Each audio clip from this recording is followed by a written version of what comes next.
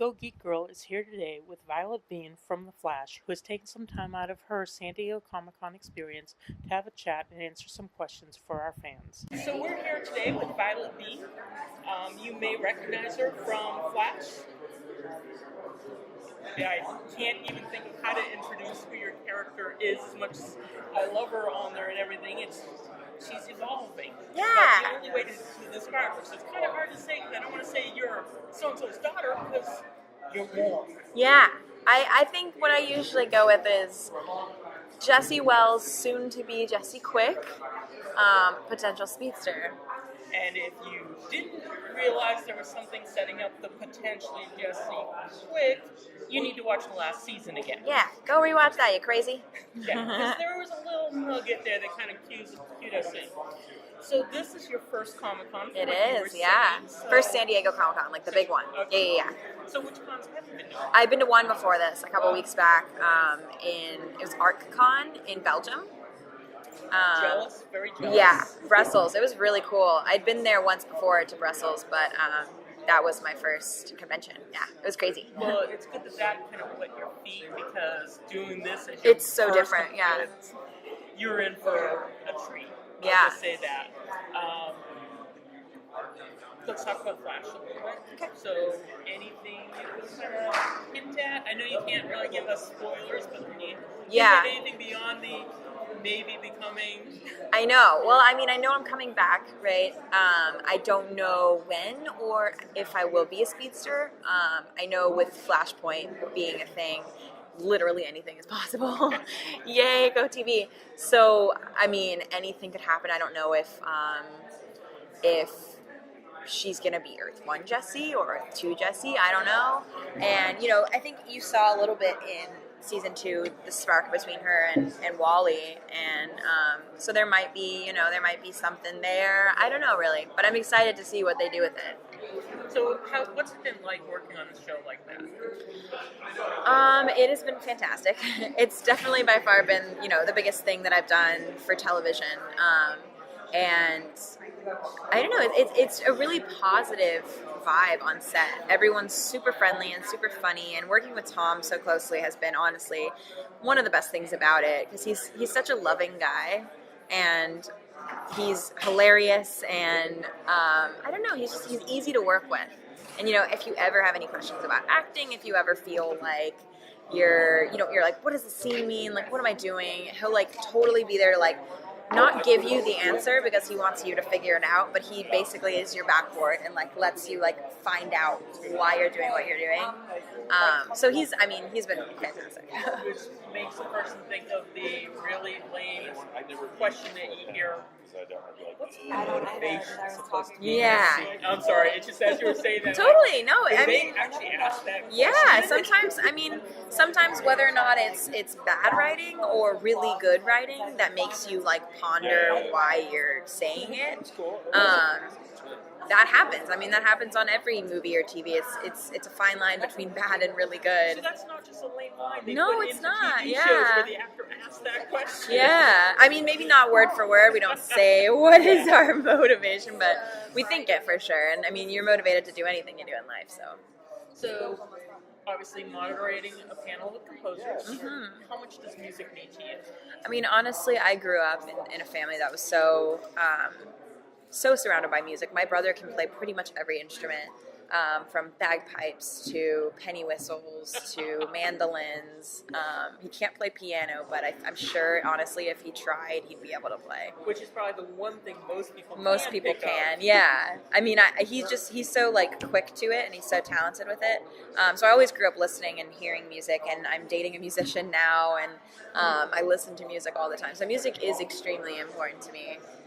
And I think it's interesting from an actor's point of view, seeing when you see the final product with the music that they put in, it's always super interesting because it changes the way that the scene is being portrayed. You do as much as you can, and you hope to create that tone or whatever with your acting, but it just adds that next element when the music is finally in it. So seeing the finished product is never the same. I will say that there have been shows or movies that I've watched that if it wasn't for the music, I could have actually enjoyed, because the music just wasn't you out of right it? for it. Well, and see, that's the thing. People always say, like, oh, I didn't even notice the music. And that's a good thing. Yeah. Because if you're noticing it, then it's taking you out of it, and it's not, you know. Unless you're actually intentionally listening for it. Right. But I think the average person, when they're just watching stuff, they don't analyze it. We're movie and film buffs, so we analyze things. TV will never be the same. But, no, it's not. I yeah. look at the credits, not just for the actors, but I look at the credits to see who did the music. I really like this. Oh, no wonder. No wonder, yeah. Absolutely. I mean, it's interesting stuff, like, for people who aren't interested in it at all, they don't notice anything, and they're like, oh, that was a cool movie. That was dumb. That was fine. You know what I mean? But for us, it's like, oh, all the things about it. It's just interesting, yeah. Any one person or any one project that would have your wish list, your bucket list. I would love to one day do something like this or work with this person. Yeah. Who or what would that be? I mean, I love, directors like David Fincher and Wes Anderson. I think films like that would be really cool. But as far as projects, I mean, I've read Lolita a couple times now, and I love the storyline. I think I'm too old for the girl now, but to be in magic. To be, just work on it in any way. If it's not acting, if it's something else, I think would be really interesting, because I think that character has a lot in common with me at a young age, I think, and I don't know, it's a very complex character, and to find the right actor for that would be really hard, because they did do a movie, like, back in the day, but they also played her way older, still young, as we all know, but not, I think she's 8 or 7 in the book, and she was, 15, which is still risque, but it's not, it changes it completely, and the complexity of her at that young age, at 8, is insane, and I think that is what I want to see on screen. Yeah, I think you'd be a little bit older. Maybe she passed for 10, but yeah, movie magic, but I don't know. Down to the 8. Yeah, so maybe when they make it in a little bit, I'll play like an older woman in it or something. We'll just wait. Supporting actress, All right, so is there any advice you would give somebody that was looking to get into TV or film or anything? I mean, honestly, I think studying is really important. I think getting into a class in whatever city you are in is really important, because I think a lot of people think like, oh, well, I just have it. I just know I can do it. And that's kind of silly, because even people who, have made it, Angelina Jolie, I'm sure she has a coach on set with her. She's like, what? This isn't right, like, and talks to them, because you need coaches, you need teachers. So I think that's really important, and also just staying true to yourself. I think in this day and age with social media and the internet and all these things, it's really hard to be who you want to be and not try to portray a life that isn't what you are living. And so I think that, look the way you want to look, or, be the way that you want to be, or make jokes when it's inappropriate if that's what you want to do. You know what I mean? Like, do what you would do. And I think also, importantly, portray that online.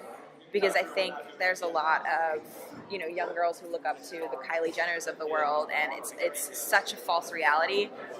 When you learn that, like, one photo she took 6 hours to get, and that's all she did that day, or something. You know what I mean? Like, that's not a realistic way of living. It's not really reality. It's not. And so I think, I don't know, it's important for young girls growing up, and and women who already have. I mean, I think everyone struggles with self-conscious issues. I know I do sometimes, and I know it's a normal thing to have to go through. But I think it's only worsened and heightened with the social media that's out there now. So, I mean, with my stuff, I try to be, like, as real as I can. If I made an ugly face in a photo, I'm not going to not post it. So, I don't know. One last question, only because we went to the social media aspect, and there's so much happening in social media these days that it's really sad. The bullying and the harassing of actors and actresses just because the person didn't like one thing that they did or said. Have you encountered that yourself yet? Personally, a lot of, I mean, I don't read every comment, but some of the stuff I have seen is more directed towards each other.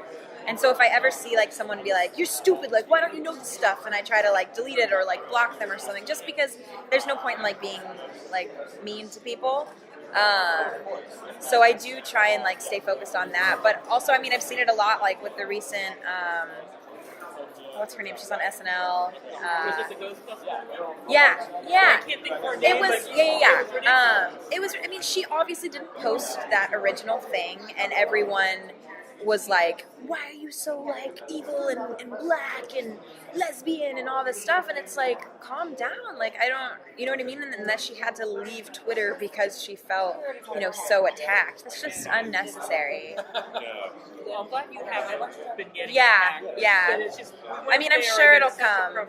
From theme right now that Absolutely. I just think, I mean, furthermore than that, I just think there's way too much hate in America especially, but also in the world. So I just think that, you know, if people can spread love every day, at least a little bit of it, then we can maybe start to heal and they need to watch more Flash. they need to watch more Flash. That's it. How can you hate it when you watch the Flash? It's true. It's a very sweet show. All right, well, is there any last thing you'd like to say before we wrap up? I mean, just keep an eye out for season 3. I've got a movie coming out in October nationwide. It is an indie film, but it'll be in theaters. And it's called Tower. And it's... I think I've seen something about that. Yeah. It's about the first mass shooting in America. I did see something Yeah, about that. Okay. yeah. So yeah, just keep an eye out for that. It's an important story, especially, I mean, like we were saying, what's going on in the world right now. So, Yeah, we can't go a week without hearing something tragic. something. Well, thank you for taking the time to talk to me. Thank you. And I hope you have a blast at the show. Thank you. You've got definitely lots to see. Yeah, I'm excited. Thanks so much. Thank you.